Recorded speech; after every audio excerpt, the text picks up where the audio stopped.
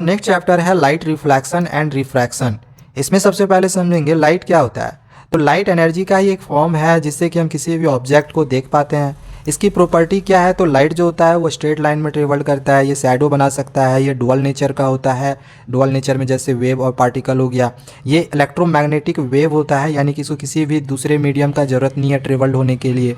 Speed जो light की होती है वो 3 × 10⁸ मीटर पर सेकेंड की होती है। और जब लाइट सरफेस पे पड़ता है तो या तो वो रिफ्लेक्ट करेगा, यानी कि इस तरह से ये मुड़ जाएगा, या तो रिफ्रैक्ट करेगा, यानी कि ये आर पार हो जाएगा। ठीक है। रिफ्लेक्शन ऑफ लाइट क्या होता है, तो वही सरफेस पे पड़ने के बाद ये बेंड हो जाना, इसी को कहते हैं रिफ्लेक्शन ऑफ लाइट।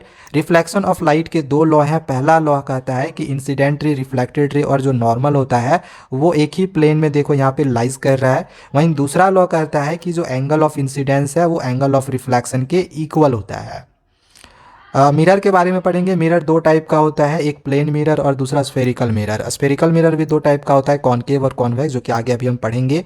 मिरर के लेके कुछ इंपॉर्टेंट टर्म्स दिया गया है, जिसमें पहला दिया गया है इमेज। इमेज क्या होता है, तो जब दो लाइट रेज किसी जगह पे मीट करे, या तो एक्चुअली मीट करे या सच में मीट करे, तो उसी को हम इमेज कहेंगे। अब इमेज दो तरह का बनता है, कि रियल इमेज बनता है और एक वर्चुअल इमेज बनता है। रियल इमेज कब बनता है, जब वो एक्चुअली मीट करेगा, और वर्चुअल इमेज कब बनता है, जब वो लगेगा कि हाँ इस जगह पे मीट कर सकता है। ये स्क्रीन पे ऑब्टेंड होता है, जबकि ये स्क्रीन पे ऑब्टेंड नहीं होता है। ये इन्वर्टेड होता है, जबकि ये इरेक्ट होता है। प्लेन मिरर का जो इमेज फॉर्मेशन है वो यहाँ पे दे दिया गया है। ये आपका प्लेन मिरर का इमेज फॉर्मेशन है। यहाँ पे ऑब्जेक्ट को रखा गया। यहाँ पे देख रहे हैं कि जो इंसिडेंट, प्लेन मिरर के लिए ये पॉइंट याद रख लेना कि जो इंसिडेंट रे और जो रिफ्लेक्टेड रे होती है ना, ये कभी भी मीट नहीं कर सकती है। क्यों? क्योंकि देखो यहाँ पे ये बेंड हो जाएगा। ठीक है, लाइट जो होता है यहाँ पे रिफ्लेक्ट हो जाता है, तो ये कभी भी मीट नहीं कर सकता है। इसको मीट करवाने के लिए हम अपने इमेजिनेशन के साथ देखो यहाँ पे इस तरह से मीट करवाते हैं, तो यहाँ पे देखो इमेज बन गया। ठीक है, तो इसका कैरेक्टरिस्टिक्स क्या क्या है, तो इसकी जो नेचर होती है ये वर्चुअल एंड इरेक्ट होती है। हाइट इक्वल होती है ऑब्जेक्ट के। इमेज की पोजीशन क्या होती है, तो ऑब्जेक्ट जितने दूरी पर खड़ा होगा इमेज भी उतनी ही दूरी पर बनेगी। एंड ये लिटरली इन्वर्टेड होता है। लेटरल इन्वर्सन किसको कहते हैं, तो राइट लेफ्ट की तरह, लेफ्ट राइट की तरह इंडिकेट करना, that is called lateral inversion. ठीक है।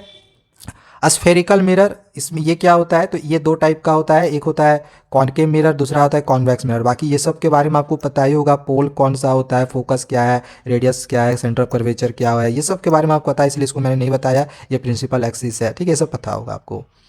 अब हम यहाँ पे सीखेंगे कि कॉनकेव मिरर का इमेज फॉर्मेशन कैसे होता है और कॉन्वेक्स मिरर का इमेज फॉर्मेशन कैसे होता है।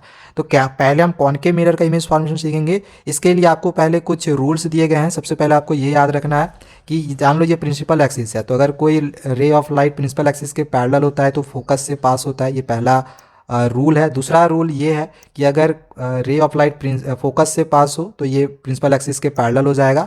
एंड तीसरा रूल कहता है कि सेंटर ऑफ कर्वेचर से अगर कोई रे ऑफ लाइट आएगी तो उधर से ही ये वापस चली जाएगी।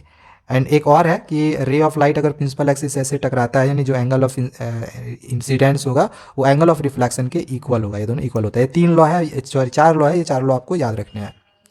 अब कॉनकेव मिरर में इमेज फॉर्मेशन देख लो। यहाँ पे सबसे पहले अगर हम ऑब्जेक्ट को इन्फिनिटी पे देखो यहाँ पे रखा गया है, तो अभी रूल जैसे बताएं कि रे ऑफ लाइट को अगर हम प्रिंसिपल एक्सिस के पैरेलल लाएंगे तो वो फोकस से पास करेगा। तो ऑब्जेक्ट को कहीं पर भी आप रख लो, देखो फोकस से ही पास करेगा। तो इमेज देखो इस जगह पे बन रहा है। अगर आप इसका कैरेक्टरिस्टिक्स का बात करोगे तो इमेज किस जगह पे बन रही है, फोकस पे बन रही है। नेचर क्या है, रियल और इन्वर्टेड है, क्योंकि इस जगह पे जितना इमेज बनेगा वो रियल और इन्वर्टेड ही होगा। और इसकी हाइट क्या होगी, पॉइंट साइज है। ऐसे भी हमें देखने को मिल रहा है, डिमिनिश्ड है, हाईली डिमिनिश्ड है, ये पॉइंट साइज है। दूसरा है ऑब्जेक्ट को हम बियॉन्ड सी रखते हैं, देखो यहाँ बियॉन्ड सी रखा गया है, तो रूल वही है, पैरेलल लाएंगे, फोकस से पास करेंगे। दूसरा रूल हमने ये भी आप लोग बताया था कि प्रिंसिपल एक्सिस पे पोल पे अगर कोई रे ऑफ लाइट आती है तो इतने ही डिग्री पे ये भी मुड़ जाती है, यानी angle of incidence angle of reflection के इक्वल होता है। ठीक है, तो बस आपको ये रे डायग्राम बना लेना है। इसका पोजीशन याद रख लेना है कि अगर हम ऑब्जेक्ट को सी पे रखते हैं, बियॉन्ड सी रखते हैं सॉरी, तो एफ एंड सी पे जो इमेज होती है वो बनती है, इसके नीचे रियल और इन्वर्टेड होती है, और ये स्मॉल होती है इसकी हाइट। वहीं अगर ऑब्जेक्ट को अगर हम सी पे रखते हैं तो इसका इमेज फॉर्मेशन भी आप यहाँ पे देख सकते हो कैसे किया गया है। इसकी जो पोजीशन होती है वो सी पर बनती है, मतलब इमेज की जो पोजीशन होगी सी पर बनती है। रियल इन्वर्टेड होता है, सेम साइज का होता है।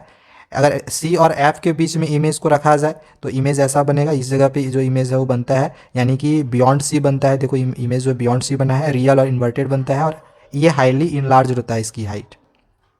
अगर ऑब्जेक्ट को हम ऐप पे रखते हैं, ऐप पे देखो ऑब्जेक्ट को रखा गया है, तो इसकी जो पोजीशन बनती है इमेज की वो देखो इन्फिनिटी पे बनती है, दोनों जो रेज है ये इन्फिनिटी पे जाके मिलेगी। इसकी जो नेचर होती है वो भी रियल एंड इन्वर्टेड ही होती है, जबकि ये हाइट जो होती है इसकी हाईली इनलार्ज्ड होती है। एंड लास्ट है, ऑब्जेक्ट को अगर हम एफ और पी के बीच में रखते हैं तो एक ही इसमें कंडीशन होता है जिसमें जो इमेज की पोजीशन बनती है वो बिहाइंड द मिरर बनती है, यानी इस साइड बनती है, जैसे कि आप यहाँ देख रहे होगे। एंड इसकी जो नेचर होती है वो वर्चुअल एंड इरेक्ट होती है, और इसकी जो हाइट होगी वो इनलार्ज होगी। दूसरा, अगर हम कॉनकेव मिरर के यूजेस का बात करें तो इसका यूज़ डेंटिस्ट लोग करते हैं दांत को बड़ा देखने के लिए, सेविंग करने के लिए इसका यूज़ किया जाता है, सोलर फर्नेस में भी इसका यूज़ किया जाता है ताकि एक ही पॉइंट में लाया जाए, सोलर के लाइट को एक पॉइंट में लाने के लिए इसका यूज़ किया जाता है। एंड टॉर्चेज में भी इसका जो इस्तेमाल है वो किया जाता है, लाइट का व्हीकल्स में भी लाइट के रूप में इसका इस्तेमाल किया जाता है। ठीक है, व्हीकल्स और टॉर्चेज में लाइट के लिए इसका यूज़ किया जाता है। अगला कॉन्वेक्स मिरर है, तो कॉन्वेक्स मिरर के लिए भी रूल्स वही है जो अभी हमने सिखाया था कि आपको प्रिंसिपल एक्सिस के पैरेलल लाना है। तो ये देखो फोकस से वो किस तरह से पास किया, वही सेम रूल है, तो इसको हम यहाँ पे इस रूल को स्किप कर रहे हैं। देन इसका फिर से वही आपको रे डायग्राम सीखना है। तो ऑब्जेक्ट को अगर हम इन्फिनिटी पे रखेंगे तो इमेज कहाँ पे बनेगा, तो ऑब्जेक्ट को अगर हम इन्फिनिटी पे रखते हैं तो इमेज की जो पोर्शन होती है वो ऐप पे बनती है, देखो ऐप पे बन रहा है। इसकी जो नेचर होती है वो वर्चुअल एंड इरेक्ट होती है, और इसकी जो हाइट होती है वो पॉइंट साइज्ड यानी कि डिमिनिश्ड होता है। दूसरा, अगर हम ऑब्जेक्ट को पोल और इन्फिनिटी के बीच में रखते हैं तो इसकी जो पोजीशन होती है इमेज की वो बिटवीन पी एंड एफ होती है। देखो यहाँ पे पी और एफ के बीच में इमेज बना है, इसकी जो नेचर होगी वर्चुअल और इरेक्ट बनेगा। देखो इधर वर्चुअल और इरेक्ट है, हाइट जो होती है वो छोटी बनती है ऑब्जेक्ट से, देखो छोटी बन रही है। इसमें दो ही आपको इमेज फॉर्मेशन करना है। एंड इसका आपका यूजेस याद कर लेना है कि इसका जो यूज़ है रियर व्यू में हम इस्तेमाल करते हैं व्हीकल्स का, जो यहाँ पे आईना आता है ना, इस व्हीकल्स के आईने पे इसका यूज़ किया जाता है। साथ ही सिक्योरिटी मिरर के रूप में इस तरह से हम यूज़ करते हैं शॉप्स वगैरह में। एंड तीखी मोड़ों में भी इसका यूज़ किया जाता है, यहाँ पे जैसे कि मुड़ना वाला जो रोड होता है ना, वहाँ पे इसका इस्तेमाल होता है। ये साइन कन्वेंशन है जो कि आपको न्यूमेरिकल्स के लिए हेल्प करेगा। अगला एक मिरर फॉर्मूला है जो कि है 1/f = 1/v + 1/u, इसको याद कर लेना, बहुत ही इंपॉर्टेंट है। ये इससे न्यूमेरिकल्स आपका जो होता है वो बनता है। एंड कुछ इंपॉर्टेंट बात याद रखना कि जो ऑब्जेक्ट डिस्टेंस होगा यानी यू जो होता है वो हमेशा नेगेटिव होता है, यू हमेशा आपको नेगेटिव लेना है। ठीक है, न्यूमेरिकल्स के लिए याद रखना। और हाइट ऑफ द ऑब्जेक्ट होगा वो हमेशा पॉजिटिव होगा। ठीक है, बस ये दो बात याद रखना। एंड इमेज डिस्टेंस के लिए याद रखना कि कॉन्वेक्स मिरर में हमेशा पॉजिटिव होता है, वहीं कॉनकेव मिरर में बिहाइंड द कॉनकेव मिरर जो इमेज बनती है वो पॉजिटिव बनती है, और इन फ्रंट अगर रहेगा तो वो नेगेटिव बनेगी। अगर सीधी होगी तो वो पॉजिटिव होगी, इन्वर्टेड होगा यानी उल्टा होगा तो फिर वो नेगेटिव बनता है, उसकी हाइट जो होती है उसकी नेगेटिव होती है। फोकल लेंथ का अगर बात करें तो फोकल लेंथ हमेशा कॉनकेव मिरर में नेगेटिव होता है, जबकि फोकल लेंथ जो होता है कॉन्वेक्स मिरर में हमेशा पॉजिटिव होता है। ठीक है, कॉनकेव मिरर में हमेशा जो फोकल लेंथ होगा नेगेटिव होगा, और कॉन्वेक्स मिरर में हमेशा जो फोकल लेंथ होता है वो पॉजिटिव होता है। दो बात याद रखना। अब यहाँ पे एक न्यूमेरिकल है, इसको मैं भी नहीं समझा रहा हूँ, न्यूमेरिकल के लिए अलग से वीडियो आएगी, चाहो तो आप इस क्वेश्चन को अपने तरीके से कर सकते हो। यहाँ पे हमने इसका आंसर भी जो है वो करवाया हुआ है। ठीक है, आप इसको देख सकते हो। यहाँ पे एक और क्वेश्चन है, इसको भी चाहो तो आप अपने तरीके से कर सकते हो। चलो, रिफ्लैक्शन वाला पार्ट खत्म हो गया। अब हम रिफ्रैक्शन ऑफ लाइट पढ़ेंगे। रिफ्रैक्शन ऑफ लाइट का मतलब क्या हो गया कि जैसे ये सरफेस से लाइट पड़ा फिर इसके आर पार हो जाना, तो यही है रिफ्रैक्शन ऑफ लाइट का जो एक काउज दिया गया है कि जो लाइट होती है वो चेंज करती है, रेयर मीडियम से डेंसर मीडियम में जाती है, मतलब अपने मीडियम को वो चेंज कर देती है, चाहे वो डेंसर से रेयर में जाए या फिर रेयर से डेंसर जाए या डेंसर से रेयर जाए। तो मीडियम जब चेंज होती है तो वहाँ समझ जाते हैं कि वो रिफ्रैक्शन हुई है। और स्पीड ऑफ लाइट ये तो हमने आप लोगों को ऊपर में बता दिया है। अब 3 केसेस होते हैं बेंडिंग ऑफ लाइट का। पहला होता है कि अगर रेयर से डेंसर जाता है तो लाइट जब रेयर से डेंसर जाता है तो वो नॉर्मल की ओर मुड़ जाता है। जैसे देखो लाइट जो है रेयर से, ये डेंसर मीडियम है, तो जब रेयर से डेंसर गया तो ये नॉर्मल की तरफ मुड़ गया। दूसरा है कि अगर डेंसर से रेयर जाता है, देखो डेंसर से रेयर जा रहा है तो ये नॉर्मल से दूर हट जाता है। एंड थर्ड दिया है नो बेंडिंग, अगर जो रे ऑफ लाइट है अगर आप नॉर्मल से पास करोगे तो इसमें एंगल ऑफ आई और एंगल ऑफ आर जो होता है वो 0 होता है।